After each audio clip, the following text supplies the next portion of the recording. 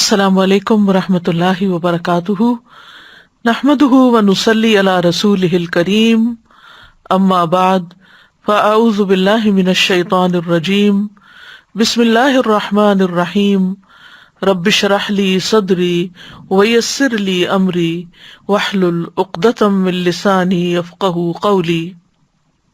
اعوذ باللہ من الشیطان الرجیم، بسم اللہ الرحمن الرحیم، قد افلح المؤمنون الذین هم فی صلاتهم خاشعون۔ یقیناً کامیاب ہو گئے مومن وہی جو اپنی نماز میں خشوع اختیار کرنے والے ہیں۔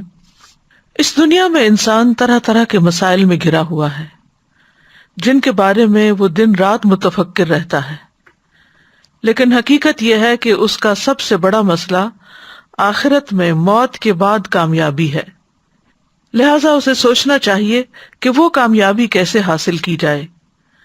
جس طرح دنیا کی زندگی میں کامیاب ہونے کے لیے کچھ شرائط ہیں، کچھ اصول ہیں، اسی طرح آخرت میں کامیابی کے لیے بھی کچھ اصول ہیں۔ ان میں سے کچھ کا ذکر سورۃ المؤمنون کی ابتدائی آیات میں کر دیا گیا ہے۔ ان اصولوں میں سب سے پہلا اصول ایمان لانے کے بعد نماز میں خشوع پیدا کرنا ہے۔ ان مومنوں کو کامیابی کی ضمانت دی گئی ہے جو اپنی نمازوں میں خشوع پیدا کرتے ہیں۔ ایمان لانے کے بعد پہلا کرنے کا کام نماز کو صحیح طریقے پر ظاہراً اور باطناً عمدگی کے ساتھ ادا کرنا ہے۔ تو آج ہم اس موضوع پر گفتگو کریں گے، اور اس گفتگو سے پہلے ہم ایمان کے بارے میں بات کریں گے، کیونکہ نماز میں خشوع بھی اسی وقت فائدہ دے گا جب ایمان درست ہوگا۔ تو سورۃ المؤمنون کی پہلی اور دوسری آیت میں فرمایا، قد افلح المؤمنون الذین هم فی صلاتهم خاشعون، یقیناً کامیاب ہو گئے مومن وہی مومن جو اپنی نماز میں خشوع اختیار کرتے ہیں۔ کامیاب ہو گئے یعنی انہوں نے سعادت اور فلاح حاصل کر لی، کامیابی تک پہنچ گئے، یعنی آخرت کی زندگی میں کامیاب ہو گئے۔ سب سے پہلے ان کے اندر ایمان ہے۔ لغت میں لفظ مومن اس شخص کے لیے اسم فاعل ہے جو ایمان کی صفت کے ساتھ متصف ہوتا ہے۔ لغت میں مومن 3 لغوی معنی کی طرف لوٹتا ہے۔ نمبر 1 امن، یہ خوف کے مقابل، نمبر 2 تصدیق جو تکذیب کے مقابل، اور نمبر 3 امانت جو خیانت کے برعکس۔ تو جو شخص مومن ہوتا ہے اس کے اندر امن ہوتا ہے، وہ حق کی تصدیق کرتا ہے، وہ خیانت کی بجائے امانت کا رستہ اختیار کرتا ہے، یعنی اللہ کی دی ہوئی خبر کی ٹھوس تصدیق کرتے ہوئے اس کے احکامات پر عمل درآمد کرتا ہے۔ ایمان کے 6 ارکان ہوتے ہیں جن کے بغیر اس کا وجود ثابت نہیں ہوتا، اور وہ 6 ارکان کیا ہیں؟ آپ نے فرمایا یہ کہ تم اللہ، اس کے فرشتوں، اس کی کتابوں، اس کے رسولوں اور آخری دن یعنی یوم قیامت پر ایمان رکھو، اور اچھی اور بری تقدیر پر بھی ایمان لاؤ۔ تو قد افلح المؤمنون، یقیناً کامیاب ہو گئے مومن۔ یہ قد جو ہے یہ حرف ہے عربی میں، اور تاکید کے لیے آیا ہے کہ حقیقی بات ہے، یقینی بات ہے، تحقیق سے کسی بات کہی جا سکتی ہے کہ مومن ہی کامیاب ہونے والے ہیں۔ اور یہاں پر افلح کا لفظ استعمال ہوا ہے جو فلاح سے ہے، جس کا معنی ہوتا ہے چیرنا، کاٹنا۔ فلاح کسان کو کہتے ہیں جو زمین کو چیر پھاڑ کر اس میں بیج بوتا ہے۔ فلاح میں 3 باتوں کا پایا جانا ہے، یعنی ایک پھاڑنا، ایک کامیابی اور ایک بقا۔ فلاح کا تعلق دنیاوی مقاصد سے بھی ہے اور اخروی مقاصد سے بھی۔ تو فلاح دراصل کامیاب ہونے کو کہتے ہیں اور مقصد کو پا لینے کو۔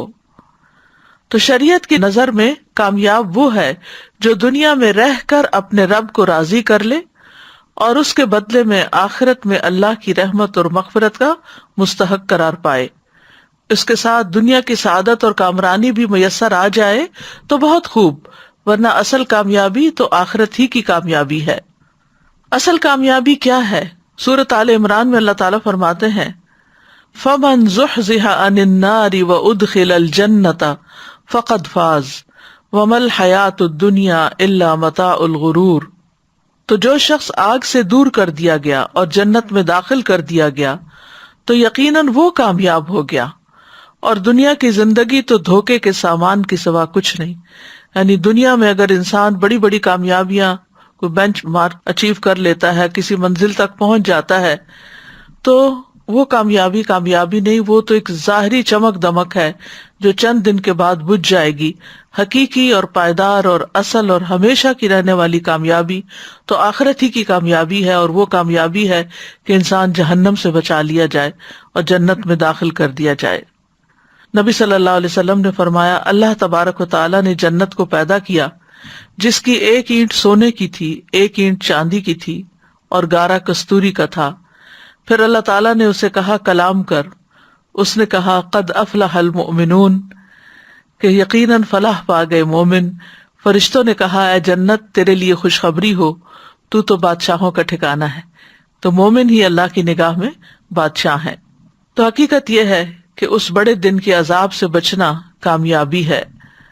من یصرف عنہ یومئذ فقد رحمہ وذلک الفوز المبین، جس شخص سے اس دن وہ یعنی عذاب ہٹا لیا جائے گا تو یقیناً اس نے اس پر رحم کر دیا، اور یہی کھلی کامیابی ہے۔ پھر اسی طرح گناہوں کی معافی مل جانا بہت بڑی کامیابی ہے، کیونکہ ہم میں سے کوئی بھی گناہوں سے بچا ہوا نہیں ہے۔ سورۃ الفتح میں آتا ہے لیدخل المؤمنین والمؤمنات جنات تجری من تحتها الانہار خالدین فیہا ویکفر عنہم سیئاتہم وکان ذلک عند اللہ فوزا عظیما، تاکہ وہ مومن مردوں اور مومن عورتوں کو ان باغوں میں داخل کر لے جن کے نیچے سے نہریں چلتی ہیں، ہمیشہ ان میں رہنے والے، اور ان سے ان کی برائیاں دور کر دے، اور یہ ہمیشہ سے اللہ کے نزدیک بہت بڑی کامیابی ہے۔ ایک اور جگہ پر آتا ہے وَمَن تَقِ السَّيِّئَاتِ يَوْمَئِذٍ فَقَدْ رَحِمْتَهُ وَذَلِكَ هُوَ الْفَوْزُ الْعَظِيمُ، اس روز جسے تو نے برائیوں سے بچا لیا گویا تو نے اس پر رحم کر دیا، تو یہی بہت بڑی کامیابی ہے۔ پھر اسی طرح اللہ تعالیٰ کی رحمت ملنا بڑی کامیابی ہے۔ قیامت کے دن نور ملنا بہت بڑی کامیابی ہے۔ حوض کوثر سے پانی کا ملنا بہت بڑی کامیابی ہے۔ ابن عباس کہتے ہیں کہ میں نے رسول اللہ صلی اللہ علیہ وسلم کو فرماتے ہوئے سنا میں تمہیں پشت سے پکڑ کر کھینچ رہا ہوں، میں کہہ رہا ہوں جہنم سے بچو، حدود سے بچو، یعنی دنیا میں سزا سے، جہنم سے بچو، حدود سے بچو، جہنم سے بچو، حدود سے بچو، 3 بار فرما کر آپ نے کہا بس جب میں فوت ہو جاؤں گا اور میں تم سے پہلے جا کر حوض پر پانی کا انتظام کرنے والا ہوں گا، تو جو اس پر پہنچ گیا وہ کامیاب ہو گیا۔ پھر قیامت کے دن پلڑوں کا بھاری ہونا کامیابی ہے۔ والوزن یومئذ الحق فمن ثقلت موازینہ فاولئک هم المفلحون، اس دن وزن برحق ہے، پھر وہ شخص کے اس کے پلڑے بھاری ہو گئے تو وہی کامیاب ہونے والے ہیں۔ پھر اللہ سبحانہ تعالیٰ کی رضامندی مل جانا، یہ سب سے بڑی کامیابی ہے۔ وعد اللہ المؤمنین والمؤمنات جنات تجری من تحتها الانہار خالدین فیہا ومساکن طیبۃ فی جنات عدن ورضوان من اللہ اکبر ذلک هو الفوز العظیم۔ اللہ نے مومن مردوں اور مومن عورتوں سے ایسے باغات کا وعدہ کر رکھا ہے جن میں نہریں جاری ہیں، ان میں وہ ہمیشہ رہیں گے، نیز ہمیشگی کے باغات میں پاکیزہ قیام گاہوں کا بھی وعدہ کر رکھا ہے، اور اللہ کی رضا تو ان سب نعمتوں سے بڑھ کر ہوگی، یہی بہت بڑی کامیابی ہے۔ تو کامیابی کے حصول کے اسباب میں سب سے پہلا سبب جو اس آیت میں ہمیں ملتا ہے وہ ایمان لانا ہے، کیونکہ ایمان والے ہی دراصل اس دن خوف اور غم سے محفوظ ہوں گے۔ الا ان اولیاء اللہ لا خوف علیہم ولا هم يحزنون الذین آمنوا وکانوا یتقون، سن لو بے شک اللہ کے دوست ان پر نہ کوئی خوف ہے اور نہ وہ غمگین ہوں گے، وہ جو ایمان لائے اور وہ تقوی اختیار کرتے تھے۔ لہم البشریٰ فی الحیات الدنیا، ان کے لیے دنیا کی زندگی میں بھی خوشخبری ہے، وفی الآخرہ اور آخرت میں بھی، لا تبدیل لکلمات اللہ، اللہ کے کلمات بدل نہیں سکتے، اللہ کی باتوں کے لیے کوئی تبدیلی نہیں، ذالک هو الفوز العظیم، یہی بہت بڑی کامیابی ہے۔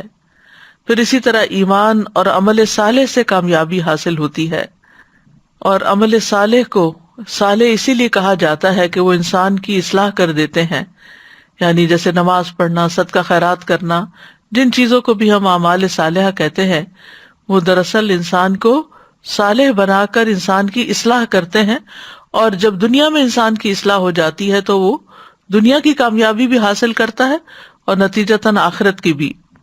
کامیابی کے لیے لا الہ الا اللہ کہنا سب سے پہلے آتا ہے۔ نبی صلی اللہ علیہ وسلم حجاز کے بازار میں بلند آواز سے لوگوں کو پکارا کرتے تھے، یا ایھا الناس قولوا لا الہ الا اللہ تفلحوا، اے لوگو لا الہ الا اللہ کہہ دو تو فلاح پا جاؤ گے۔ اللہ کا تقوی اختیار کرنا فلاح کی ضمانت ہے۔ واتقوا اللہ لعلکم تفلحون، اور اللہ سے ڈرو تاکہ تم کامیاب ہو جاؤ۔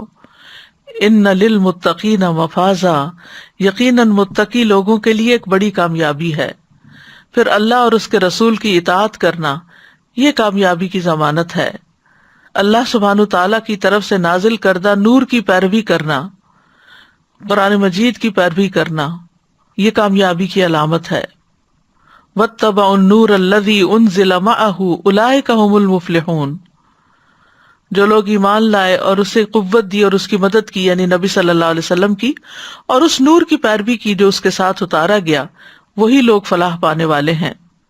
پھر اللہ تعالیٰ کی عبادت کرنا، یا ایھا الذین آمنوا ارکعوا واسجدوا واعبدوا ربکم وافعلوا الخیر لعلکم تفلحون، اے لوگو جو ایمان لائے ہو، رکوع کرو، سجدہ کرو، اپنے رب کی عبادت کرو اور نیکی کرو تاکہ تم کامیاب ہو جاؤ۔ پھر اسی طرح اپنے سارے فرائض پورے کرنا۔ ایک اعرابی بکھرے بالوں والا رسول اللہ صلی اللہ علیہ وسلم کی خدمت میں حاضر ہوا۔ اس نے پوچھا، یا رسول اللہ، بتائیے مجھ پر اللہ نے کتنی نمازیں فرض کی ہیں؟ آپ نے فرمایا 5 نمازیں، یہ اور بات ہے کہ تم اپنی طرف سے نفل پڑھ لو۔ پھر اس نے کہا، بتائیے اللہ نے مجھ پہ روزے کتنے فرض کیے ہیں؟ آپ نے فرمایا رمضان کے مہینے کے، یہ اور بات ہے کہ تم خود اپنے طور پر کچھ نفلی روزے بھی رکھ لو۔ پھر اس نے پوچھا، بتائیے زکوٰۃ کس طرح مجھ پر اللہ نے فرض کی ہے؟ تو آپ صلی اللہ علیہ وسلم نے اس کو طریقہ بتا دیا۔ اس اعرابی نے کہا، اس ذات کی قسم جس نے آپ کو عزت دی، نہ میں اس میں سے جو اللہ نے مجھ پر فرض کیا ہے کچھ بڑھاؤں گا نہ گھٹاؤں گا۔ اس پر رسول اللہ صلی اللہ علیہ وسلم نے فرمایا، اگر اس نے سچ کہا ہے تو یہ فلاح پا گیا، اگر سچ کہا ہے تو جنت میں چلا جائے گا۔ تو اس سے یہ پتہ چلتا ہے کہ بنیادی اسلامی عبادات کا ادا کرنا بھی کامیابی کی علامت ہے۔ پھر اسی طرح نیک عمل کرتے رہنا، گناہوں سے بچتے رہنا، شراب جوا وغیرہ سے بچنا، یہ بھی کامیابی کی طرف لے جاتا ہے۔ اے لوگو جو ایمان لائے ہو، بات یہی ہے کہ شراب اور جوا اور شرک کے لیے نصب کردہ چیزیں اور فال کے تیر سراسر گندی چیزیں ہیں، شیطان کے کام میں سے ہیں، سو ان سے بچو تاکہ تم فلاح پاؤ۔ کثرت سے اللہ کا ذکر کرنا، وَاذْكُرُوا اللَّهَ كَثِيرًا لَعَلَّكُمْ تُفْلِحُونَ۔ پھر سچائی اختیار کرنا، اللہ کی نعمتوں کا تذکرہ کرنا اور ان پر شکر ادا کرنا۔ فَاذْكُرُوا آلَاءَ اللَّهِ لَعَلَّكُمْ تُفْلِحُونَ، سو اللہ کی نعمتیں یاد کرو تاکہ تم فلاح پاؤ۔ پھر قناعت اختیار کرنا، یعنی جو اللہ نے دیا اس پر راضی رہنا۔ توبہ کرنا، سورۃ نور میں آتا ہے، وَتُوبُوا إِلَى اللَّهِ جَمِيعًا أَيُّهَا الْمُؤْمِنُونَ لَعَلَّكُمْ تُفْلِحُونَ، اور تم سب اللہ کی طرف توبہ کرو اے مومنو تاکہ تم کامیاب ہو جاؤ۔ پھر تزکیہ نفس کرنا، قد افلح من زکاہا، یقیناً کامیاب ہو گیا وہ جس نے اس کو پاک کر لیا۔ اللہ کے راستے میں جد و جہد کرنا، یا ایھا الذین آمنوا اتقوا اللہ وابتغوا الیہ الوسیلہ وجاہدوا فی سبیلہ لعلکم تفلحون، اے لوگو جو ایمان لائے ہو، اللہ سے ڈرو اور اس کی طرف قرب تلاش کرو اور اس کے راستے میں جہاد کرو تاکہ تم کامیاب ہو جاؤ۔ پھر یہ کہ جان و مال اللہ کے راستے میں لگانا۔ الذین آمنوا وہاجروا وجاہدوا فی سبیل اللہ باموالہم وانفسہم اعظم درجۃ عند اللہ واولئک ھم الفائزون. جو لوگ ایمان لائے اور انہوں نے ہجرت کی اور اللہ کے راستے میں اپنے مالوں اور اپنی جانوں کے ساتھ جہاد کیا، اللہ کے ہاں درجے میں زیادہ بڑے ہیں اور وہی لوگ کامیاب ہیں. پھر بخل سے بچنا، وَمَن يُوقَ شُحَّ نَفْسِهِ فَأُولَئِكَ هُمُ الْمُفْلِحُونَ، اور جو دل کی تنگی سے بچا لیا گیا تو وہ دراصل کامیاب ہوا. پھر امر بالمعروف اور نہی عن المنکر کرنا، پھر مصائب اور مشکلات پر صبر کرنا، یہ سب کامیابی کی طرف لے جاتے ہیں. پھر لوگوں کے حقوق ادا کرنا، فرمایا فآت ذی القربى حقہ والمسکین وابن السبیل ذلک خیر للذین یریدون وجہ اللہ واولئک ھم المفلحون. پس قرابت والے کو اس کا حق دو اور مسکین کو اور مسافر کو، یہ ان لوگوں کے لیے بہتر ہے جو اللہ کا چہرہ چاہتے ہیں اور وہی فلاح پانے والے ہیں. اسی طرح کامیابی کے راستے میں کچھ رکاوٹیں بھی ہیں، جیسے کفر کرنا، شرک کرنا، آخرت پر ایمان نہ لانا، آخرت کے دن سے غافل ہو جانا، کنارے پہ رہ کے اللہ کی عبادت کرنا.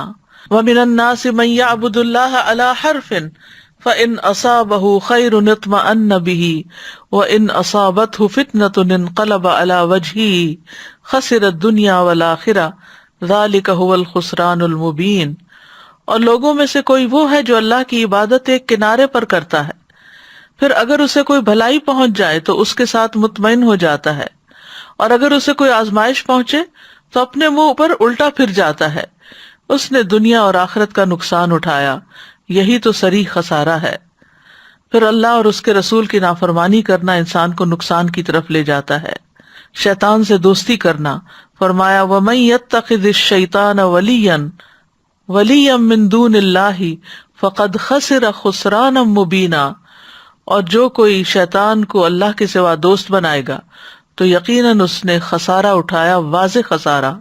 پھر ظلم کرنا، قرآن مجید میں آتا ہے انہ لا یفلح الظالمون، بے شک حقیقت یہ ہے کہ ظالم لوگ فلاح نہیں پاتے، کامیاب نہیں ہو سکتے. تو قد افلح المؤمنون الذین هم فی صلاتهم خاشعون. تو سورۃ المؤمنون میں مومنون کی فلاح کی بات کرتے ہوئے ان کی صفت بتائی گئی کہ وہ اپنی نمازوں میں خشوع اختیار کرتے ہیں. خشوع کرنے والوں کے لیے دراصل کامیابی ہے. ابن قیم کہتے ہیں اللہ نے نمازیوں کی فلاح کو نماز میں خشوع اختیار کرنے کے ساتھ مشروط کیا ہے. تو یہ اس بات پر دلالت کرتا ہے کہ جو شخص خشوع اختیار نہیں کرتا وہ کامیابی پانے والوں میں سے نہیں ہے، اور اگر اس کے لیے اس نماز کا ثواب شمار کر لیا جاتا تو وہ کامیابی پانے والوں میں سے ہوتا. امام ابن تیمیہ کہتے ہیں کہ خشوع کے واجب ہونے پر اللہ تعالیٰ کا یہ فرمان دلالت کرتا ہے قد افلح المؤمنون الذین هم فی صلاتهم خاشعون. تو یہ خاشعون کا لفظ جو ہے یہ خشوع سے ہے. خشوع کا لفظی معنی ہوتا ہے جھک جانا، مطیع ہو جانا اور سکون اختیار کرنا. اللہ تعالیٰ کا فرمان ہے وَخَشَعَتِ الْأَصْوَاتُ لِلرَّحْمَنِ فَلَا تَسْمَعُ إِلَّا هَمْسًا، اور سب آوازیں رحمان کے لیے پست ہو جائیں گی، سو آپ ایک نہایت آہستہ آواز کے سوا کچھ نہ سنیں گے، یعنی خاموشی ہو جائے گی، سب خاموش ہو جائیں گے. تو خشعت کا مطلب یہاں کیا ہے؟ پستی، جھک جائیں گی، دب جائیں گی. اور اصطلاح میں خشوع کہتے ہیں کہ دل اپنے رب کے سامنے فرما برداری اور ذلت کے ساتھ جھک جائے، یعنی اللہ کے سامنے دل جھک جائے. جب اللہ کے سامنے کھڑے ہوں نماز کی حالت میں تو دل عاجزی کے ساتھ ذلت کے ساتھ جھک جائے. ابن رجب حنبلی کہتے ہیں خشوع کا اصل معنی ہے دل کا نرم پڑنا. خشوع کا معنی کیا ہے؟ دل کا نرم پڑنا اور اس میں رقت پیدا ہو جانا، اس میں سکون آ جانا، اس کا فرما بردار ہو جانا، عاجز ہو جانا اور اس کا تڑپنا. تو نماز کی حالت میں دل کا یہ حال ہونا چاہیے کہ دل نرم پڑ جائے، جھک جائے، اس میں رقت ہو جائے، وہ ٹھہر جائے، اللہ کی فرما برداری کی بات سوچے اور عاجزی اختیار کرے، اور اللہ کے لیے تڑپے. تو جب دل خشوع اختیار کرتا تو سارے اعضاء بھی اس کے تابع ہو جاتے ہیں اور وہ بھی عاجز ہو جاتے ہیں. تو نماز اور نماز کے علاوہ باہر بھی ہمیں خشوع مطلوب ہے، لیکن نماز میں خشوع اختیار کرنا نماز سے باہر خشوع اختیار کرنے سے زیادہ اہم ہے، کیونکہ نماز کی حالت میں انسان اللہ کے سامنے کھڑا ہوتا ہے. یاد رکھیے، خشوع دل کی عبادت ہے جس کے اثرات انسان کے ظاہری اعضاء پر ظاہر ہوتے ہیں. تو نماز کے دوران خشوع اختیار کرنے والا مومن نماز کو اس کی شرائط، اس کے ارکان، اس کے واجبات اور اس کے مستحبات کے ساتھ قائم کرنے کی حرص رکھتا ہے. وہ اس بات کی خواہش رکھتا ہے کہ اس کا دل اور ذہن اپنے رب کی طرف متوجہ ہو، اور جو کچھ وہ پڑھ رہا ہے یا سن رہا ہے اس کو خوب یاد رکھنے والا ہو. اس طرح وہ نماز کے بعد بھی نماز سے فائدہ حاصل کرنے والا بن جائے گا. پھر نماز میں خشوع یہ ہے کہ بندے کا دل اللہ تعالیٰ کو قریب سمجھتے ہوئے اس کے حضور حاضر ہو، یعنی اس کی ساری توجہ اللہ تعالیٰ کی طرف ہو جائے. اس سے دل کو سکون اور اطمینان حاصل ہوتا ہے. اس کی تمام حرکات ساکن اور غیر اللہ کی طرف اس کا رجحان کم ہو جاتا ہے. وہ اپنے رب کے سامنے نہایت ادب کے ساتھ کھڑا ہوتا ہے. وہ اپنی نماز کے اندر اول سے لے کر آخر تک جو کچھ کرتا ہے اور جو کچھ کہتا ہے پوری توجہ کے ساتھ کہتا ہے. تو اس میں آپ دیکھیے حرکات بھی ساکن ہو گئی، توجہ بھی ہو گئی، ادب بھی ہو گیا، اور اللہ کا قرب بھی محسوس ہوتا ہے، دلوں کو اطمینان بھی نصیب ہوتا ہے. اسی طرح اس کے سارے وسوسے اور غلط سوچیں بھی دور ہوتی ہیں.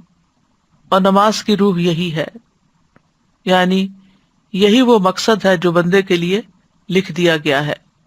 ابن عمر اس آیت کے بارے میں کہتے ہیں کہ اللہ تعالیٰ کا فرمان ہے الذین هم فی صلاتہم خاشعون، کہ جب لوگ نماز پڑھنے کے لیے کھڑے ہوتے تھے تو وہ اپنی نماز کی طرف متوجہ ہوتے تھے اور اپنی نگاہوں کو سجدے کی جگہ کی طرف جھکا دیتے، یعنی ادھر ادھر دائیں بائیں نہیں دیکھتے تھے، بلکہ سر جھکا کر نیچے جہاں سجدہ کرنا ہوتا تھا وہاں پر اپنی نگاہیں رکھتے، اور ان کو یقین ہوتا تھا کہ اللہ ان کی طرف متوجہ ہے، تو وہ دائیں بائیں نہیں دیکھتے تھے.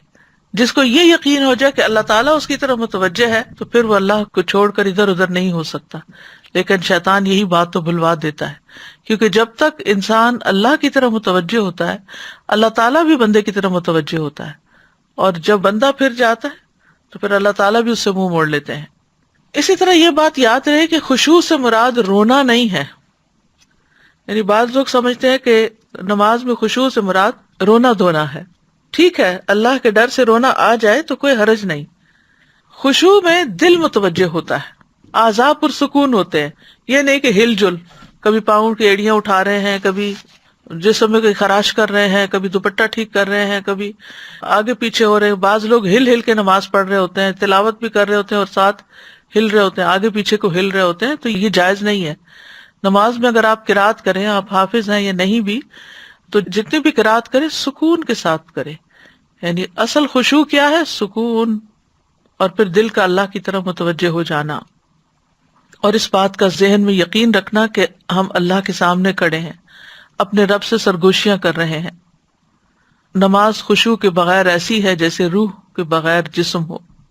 تو خشوع دل میں بھی ہوتا ہے اور اعضاء میں بھی ہوتا ہے، یعنی دل بھی اللہ کی طرف حاضر ہو اور اعضاء بھی اپنی جگہ پر ساکت ہو، اور اپنی حرکات و سکنات میں، اپنے رکوع اور سجود میں، اپنے قیام اور قعود میں نبی صلی اللہ علیہ وسلم کے طریقے کی اتباع کی جائے، اور شدید حرص ہو اس بات کی کہ بلا ضرورت حرکت نہ کی جائے.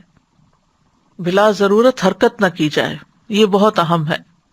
تو جب یہ بات آ جاتی ہے کہ سارا نبی صلی اللہ علیہ وسلم کے طریقے پر ہی اٹھنا بیٹھنا ہو، تو پھر اس سے یہ پتہ چلتا ہے کہ خشوع میں سنت کے مطابق نماز پڑھنا بھی آ جاتا ہے.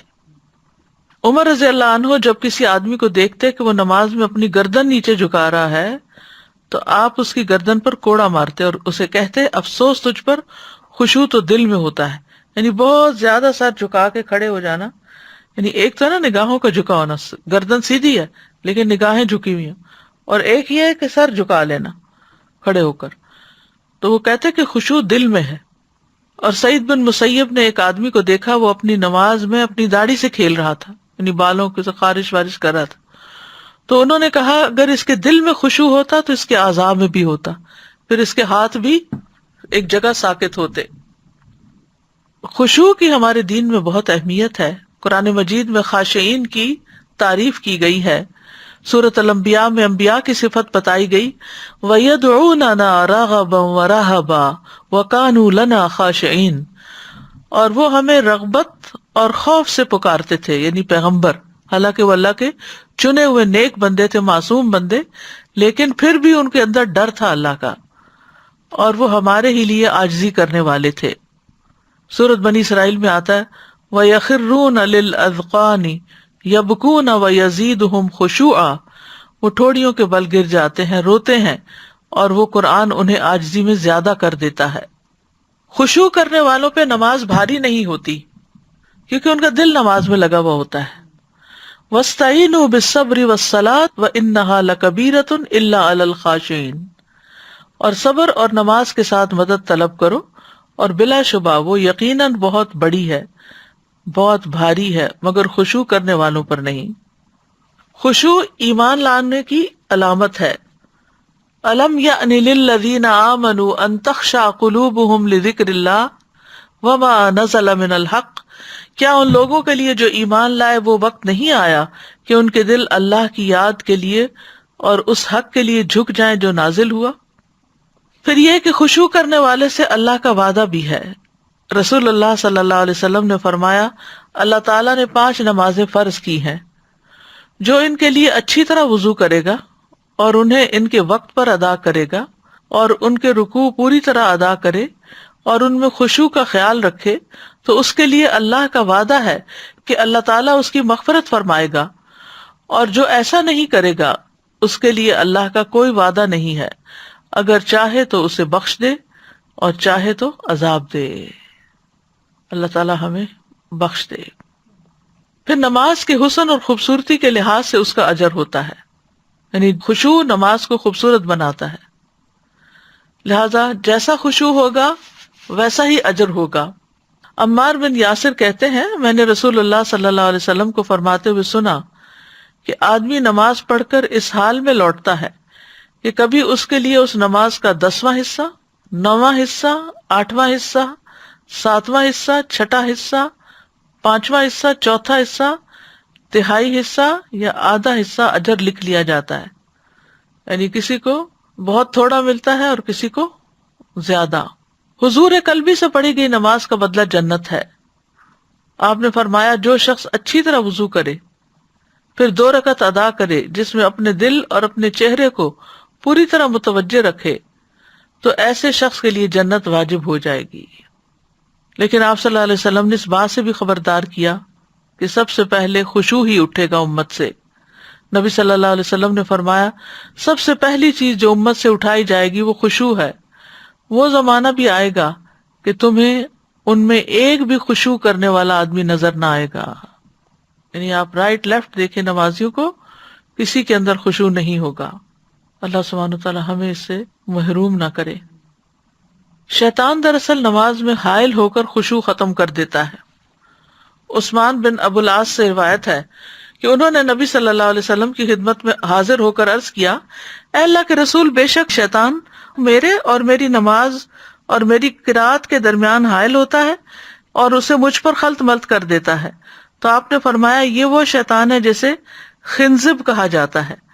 جب تم ایسی بات محسوس کرو تو اللہ کی پناہ لے لیا کرو اور اپنے بائیں جانب 3 مرتبہ تھوک دیا کرو، یعنی تھتکار دیا کرو. کہتے ہیں پس میں نے ایسے ہی کیا تو اللہ سبحانہ تعالیٰ نے مجھ سے یہ تکلیف دور کر دی.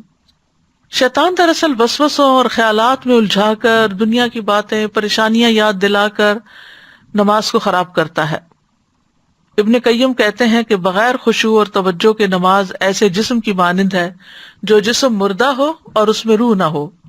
کیا بندے کو اس بات سے حیا نہیں آتی کہ وہ اپنے جیسی مخلوق کو مردہ غلام یا مردہ لونڈی کا تحفہ دے؟ تو اس بندے کے بارے میں کیا خیال ہے جو کسی بادشاہ یا کسی امیر وغیرہ کو ایسا تحفہ دینے کا ارادہ کرے؟ تو وہ نماز جو خشوع اور توجہ سے خالی ہوتی ہے وہ اسی کے برابر ہے مردہ کے برابر ہے اور اللہ کے حضور ہم ایک مردہ بھیج رہے ہوتے ہیں. پھر اسی طرح یہ ہے کہ جتنا جتنا دل سمجھ کر ادا کرتا ہے نماز کو اتنا ہی ثواب ملتا ہے. بعض لوگ کہتے ہیں کہ دو آدمی نماز میں ہوتے ہیں اور دونوں میں ایسے فرق ہوتا ہے جیسے زمین اور آسمان کا. ایک خشوع سے پڑھ رہا ہوتا ہے وہی نماز اسی امام کے پیچھے، اور دوسرا بالکل بے توجہی سے. ابن قیم کہتے ہیں کہ نماز میں لوگوں کے مختلف درجات ہوتے ہیں. نمبر 1، نماز کے ارکان اور واجبات میں کوتاہی کرنے والا، یعنی وہ چیزیں جس کے بغیر نماز ہوتی نہیں لیکن وہ اس کی وہ پوری نہیں. ایسا شخص جو اپنی جان پر ظلم کر رہا ہوتا ہے اور نماز میں کوتاہی کرنے والا ہے.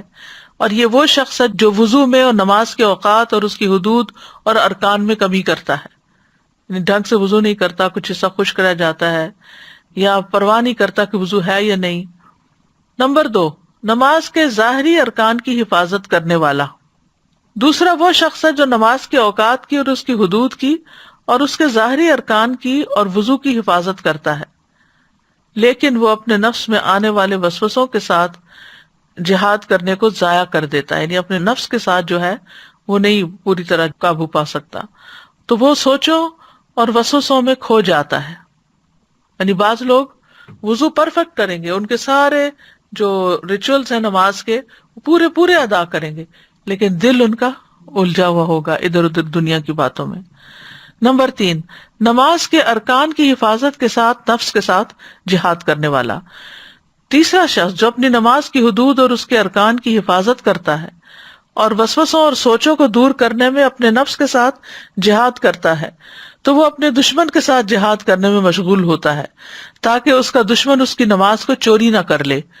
تو وہ نماز بھی ادا کر رہا ہے اور جہاد بھی کر رہا ہے. نمبر 4، نماز میں انتہائی مستغرق ہونا، ڈوبا ہوا ہونا نماز میں. یہ ایسا شخص ہوتا ہے جو نماز کے حقوق اور اس کے ارکان اور اس کی حدود کو مکمل کرتا ہے.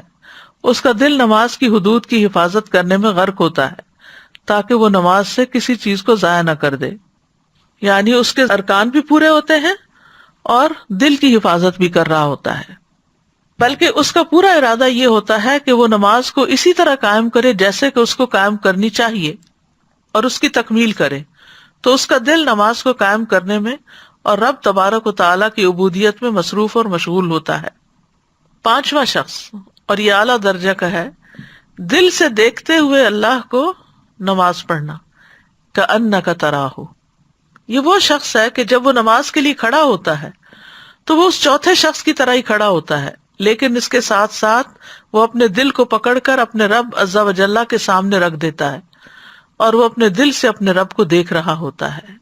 اس کا دل اللہ کی محبت اور عظمت سے بھر جاتا ہے، گویا کہ وہ اللہ کو دیکھ رہا ہو اور اس کا مشاہدہ کر رہا ہو، اور اس سے وسوسے اور خیالات بالکل ختم ہو جاتے ہیں اور ان خیالات اور وسوسوں کے پردے اس کے اور اس کے رب کے درمیان سے اٹھ جاتے ہیں.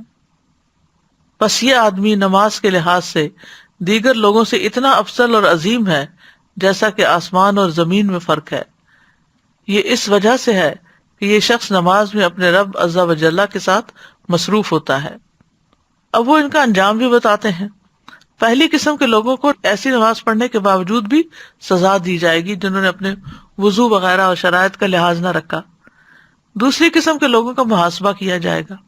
تیسری قسم کے لوگوں کے لیے ان کی نماز ان کے گناہوں کا کفارہ بن جائے گی. چوتھی قسم کے لوگوں کو اجر و ثواب دیا جائے گا. اور 5ویں قسم کے لوگ اپنے رب کے مقربین میں شامل ہوں گے، یعنی رب کے قریب ترین ہوں گے، کیونکہ یہ لوگوں کے اس گروہ میں سے ہیں جن کے لیے نماز ان کی آنکھوں کی ٹھنڈک ہے. جن کی آنکھیں دنیا میں نماز سے ٹھنڈی ہوں گی، ان کی آنکھیں آخرت میں اپنے رب عز و جل کے قرب سے ٹھنڈی ہوں گی، اور دنیا میں بھی اس کی آنکھیں اللہ کے ساتھ ہی ٹھنڈی ہوں گی.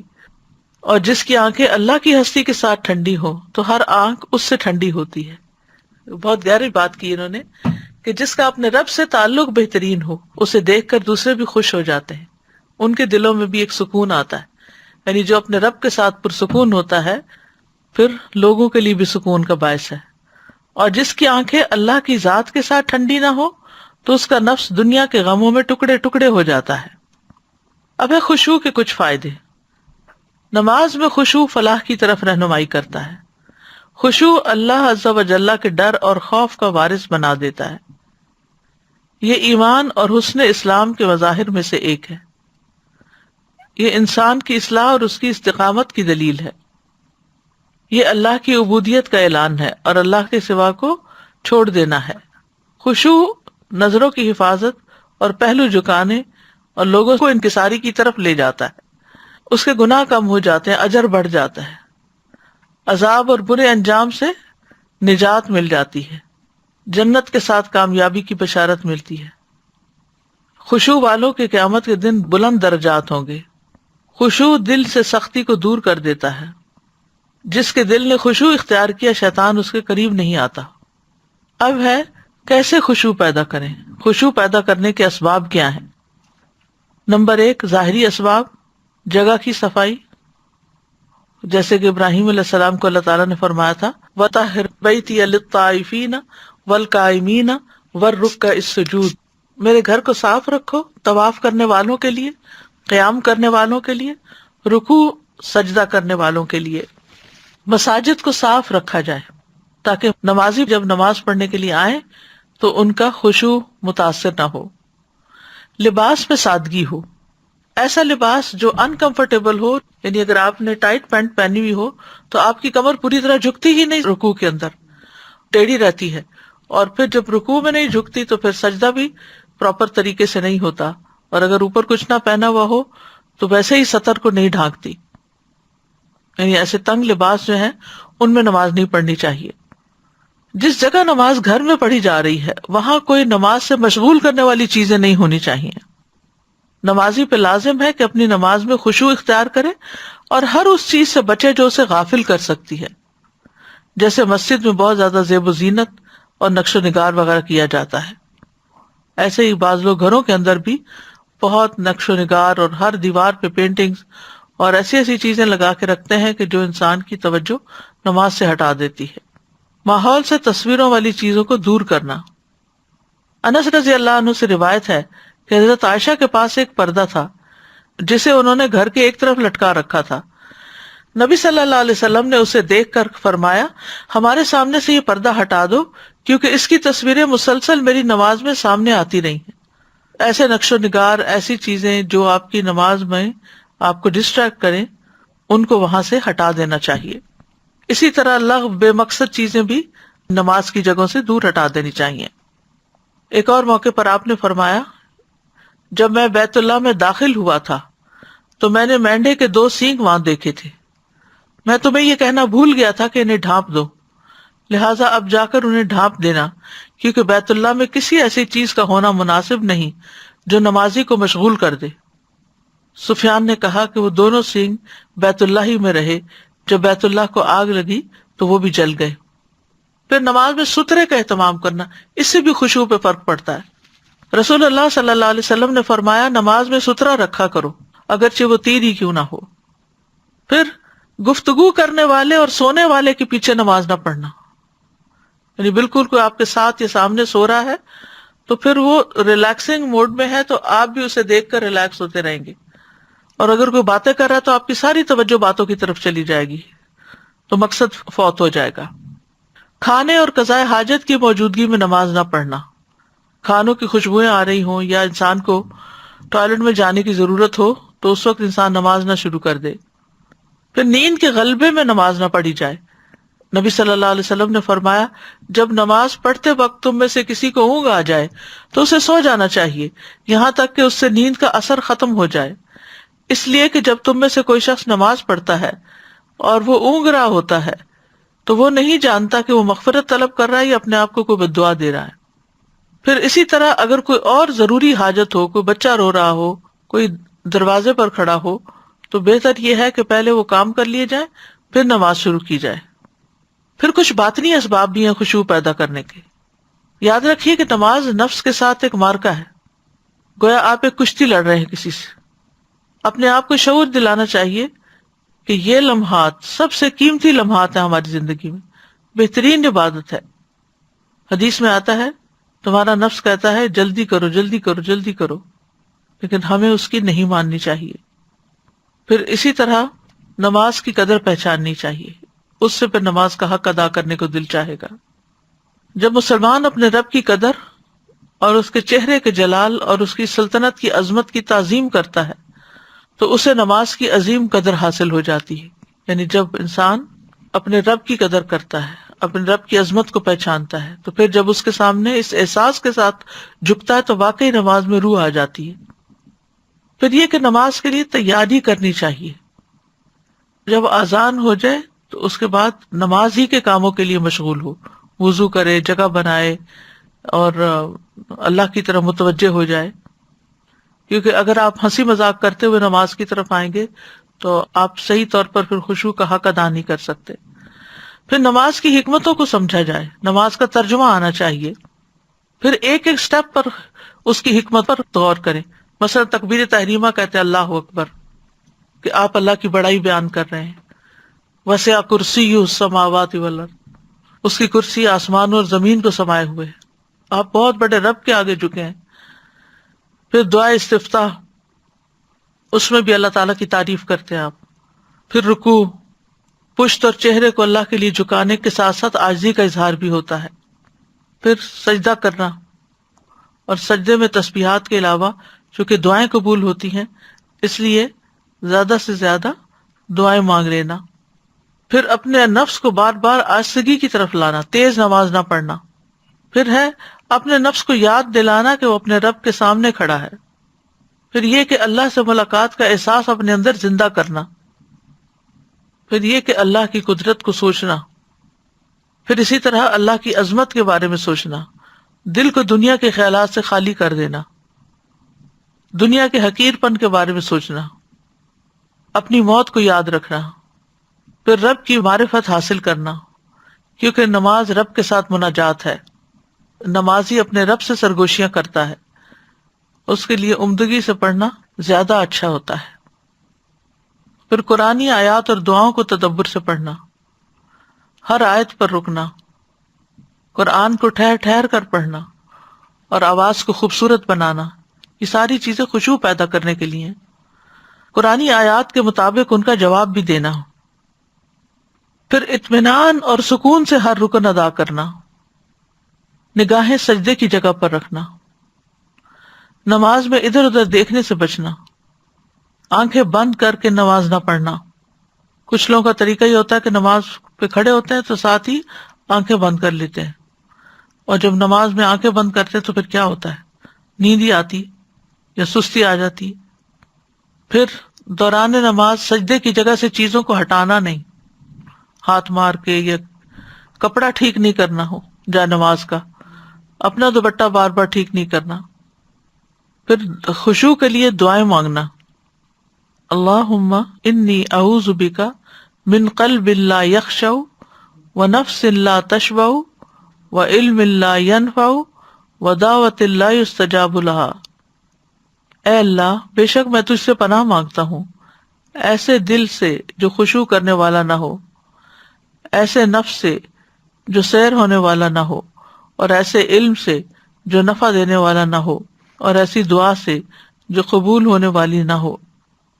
پھر اللہ سے ڈرنے کی دعا کریں کہ یا اللہ میرے دل میں اپنا خوف بھی پیدا کر دے۔ اور کرنے کے کاموں میں بہت سی چیزیں بتا دی گئی ہیں، لیکن یاد دہانی کے لیے نماز کو اس کے متعین وقت میں ادا کریں، ارکان، واجبات اور شرائط کا خیال رکھیں، کامیاب مومن بننے کے لیے، جنت میں جانے کے لیے نمازوں میں خشوع پیدا کریں، خشوع کے لیے گھر کے کسی پرسکون ایریا کا انتخاب کریں، اور ہمیشہ یاد رکھیں کہ یہ طریقہ ہے کامیاب ہونے کا۔ اگر ہم چاہتے ہیں کہ آخرت میں جہنم سے بچ جائیں اور جنت میں چلے جائیں تو لازم ہے کہ پھر خشوع اختیار کریں، کیونکہ قد افلح المؤمنون الذین هم فی صلاتهم خاشعون۔ وآخر دعوانا ان الحمد للہ رب العالمین۔ سبحانک اللہم وبحمدک، اشہد ان لا الہ الا انت، استغفرک واتوب الیک۔ السلام علیکم ورحمۃ اللہ وبرکاتہ۔